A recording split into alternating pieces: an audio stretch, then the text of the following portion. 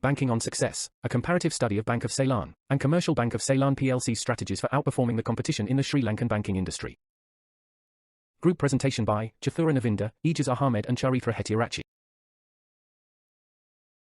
The outline of the video is as follows. Introduction about the banking industry, Bank of Ceylon and Commercial Bank. Then it presents about the stakeholders of the bank. Afterwards, the external and internal analysis of both banks will be carried out with some theoretical frameworks. Then, a SWOT analysis will be presented. Finally, it gives suitable recommendations to both banks.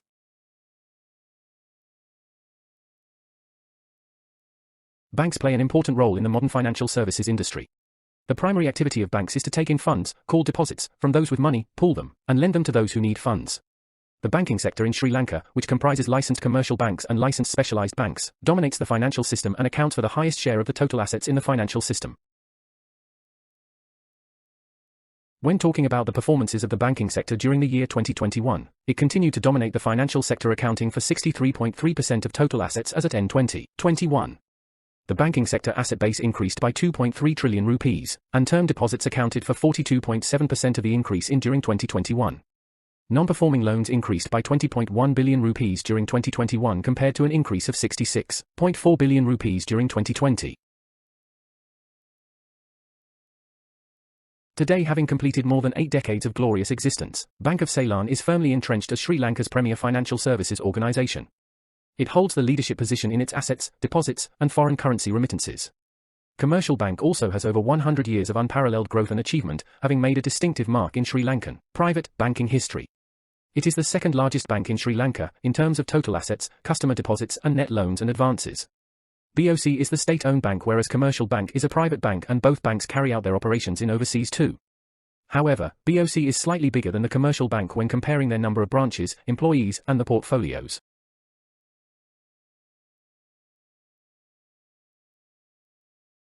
Stakeholders are individuals or groups that have an interest in or are affected by the actions of the bank. They can be categorized as internal and external stakeholders. Internal stakeholders are those who are directly connected to the bank, such as employees, shareholders, and executives. These stakeholders are important because they can directly influence the bank's operations and decision-making. External stakeholders, on the other hand, are individuals or groups that are not directly connected to the bank, but are still affected by its actions. These can include customers, regulators, local communities, and investors. A stakeholder map can help a bank identify areas where the interests of different stakeholder groups may be aligned, as well as areas where there may be potential conflicts. This can be useful in helping the bank manage these relationships and make strategic decisions. By understanding the perspectives and needs of its stakeholders, a bank can tailor its communication to better address their concerns and build more effective relationships, and also a bank can demonstrate its commitment to transparency and accountability, which can help build trust and credibility with customers, shareholders, and other stakeholders. Now, let us move on to the external analysis of both BOC and Commercial Bank. Pestle analysis is a tool used to identify and analyze the key drivers of change in the strategic or business environment. Government policies and regulations, including monetary and fiscal policies, comes under political factors and can significantly impact the banking industry. Economic conditions, such as GDP growth, inflation, and unemployment, can affect the demand for banking services and the ability of individuals and businesses to access credit. Under socio-cultural environmental, changing social values and attitudes towards financial products and services can influence the demand for banking services. For example, the growing trend towards digital banking may lead to an increase in online banking services. The main technological factor is that banks are adopting new technologies such as mobile banking and online banking, which could potentially impact the way banks operate and interact with customers. In environmental factors, Sri Lanka is vulnerable to natural disasters such as cyclones and floods, which could potentially disrupt the operations of banks. When talking about the legal factors, banks are regulated by the Central Bank of Sri Lanka, which sets rules and regulations that banks must follow. Porter's 5 Forces is a framework for analyzing the competitive forces in an industry. The bargaining power of suppliers in the banking industry in Sri Lanka is relatively low due to the large number of banks operating in the market and the ease with which they can switch suppliers. The bargaining power of buyers is relatively low due to the lack of differentiation among banks and the limited options available to customers. The threat of new entrants to the banking industry in Sri Lanka is relatively low due to the high barriers to entry, such as the need for regulatory approvals, capital requirements, and the need to build a customer base. The threat of substitutes is relatively low due to the lack of close substitutes for the services provided by banks. The rivalry among existing competitors in the banking industry in Sri Lanka is intense due to the large number of banks operating in the market and the highly competitive nature of the industry. A strategic group map is a tool used to identify the different groups of firms within an industry that are similar in terms of their business models, target markets, and other factors. To present strategic group map, we considered about the existing number of branches and market capital of some leading banks in Sri Lanka. Bank of Ceylon's market capital is low than Commercial Bank, but they have huge number of branches compared to Commercial Bank. At the same time, Commercial Bank has high market capital with a smaller number of branches than BOC, but also higher than other banks in the industry. When comparing on key success factors of Commercial Bank and Bank of Ceylon, we can see most factors are similar, such as sale and service, advanced technology and infrastructure, people management and brand value. However, BOC has a considerable number of branches and employees island-wide higher than the Commercial Bank. Now, let us look at the internal analysis of both BOC and Commercial Bank. Resource analysis is a way for banks to identify and evaluate the resources they have at their disposal, including financial, physical, and human resources. This helps banks to understand their capabilities and limitations, and to identify any areas where they may be lacking. When compare the resources and competences of both BOC and Commercial Bank, have good financial capital higher the other banks in the industry. The human capital of BOC is increase the value created to employees, and optimizing training hours, whereas Commercial Bank consists of training and development, motivation and productivity. The intellectual resources of BOC consists of brand value, market leadership, key products and service categories, while Commercial Bank consists of leading thorough innovation, creativity, simplicity and compliance. In continuing the resources base analysis, both banks comprise with same natural capital such as green banking, solar power generation, etc. Further, both banks follow CSR activities actively when talking about the social and relationship capital. This shows the financial analysis of the two banks at the end of the year 2021. When looking at these figures, it has no doubt that BOC is the market leader in the Sri Lankan banking industry.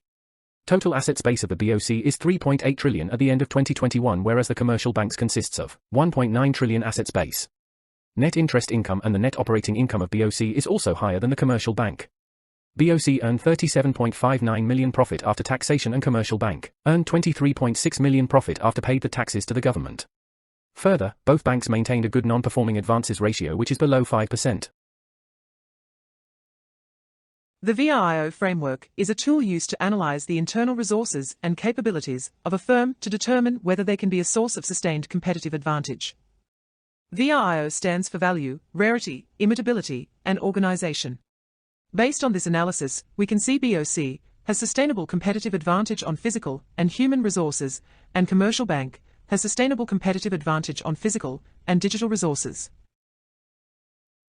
Michael Porter's value chain model is a framework that helps companies understand how they create value for their customers. It consists of two main types of activities: primary activities and support activities. Procurement includes purchasing supplies and equipment needed to run the bank. Human resources management includes recruiting and training employees, as well as managing employee benefits and compensation. Technology development includes developing and maintaining the bank's computer systems and online platforms. Firm infrastructure includes managing the bank's finances and administrative functions, as well as legal and regulatory compliance.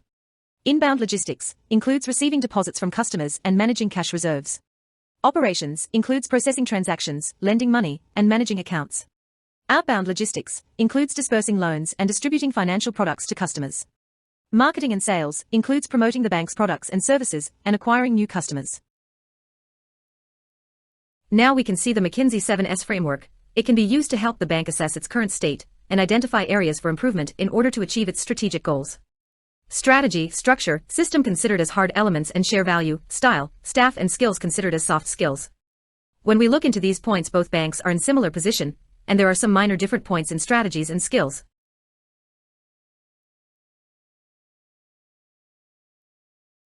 This slide explains about the SWOT analysis.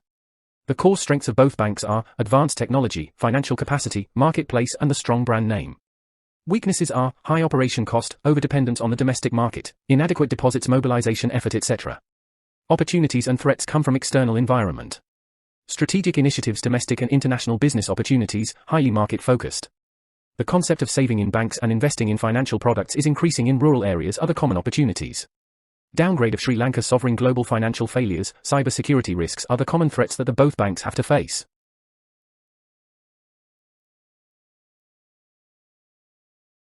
Here are some recommendations to improve the financial performance, operational efficiency. Customer value creation of both, BOC and commercial bank. BOC should ensure a consistent and superior customer service, digital transformation, reskilling and equipping employees with skills on new world technologies. At the same time, commercial bank also should more focus on developing a risk database to strengthen cybersecurity, reduce high operation cost, strengthen the foreign currency mix in the balance sheet.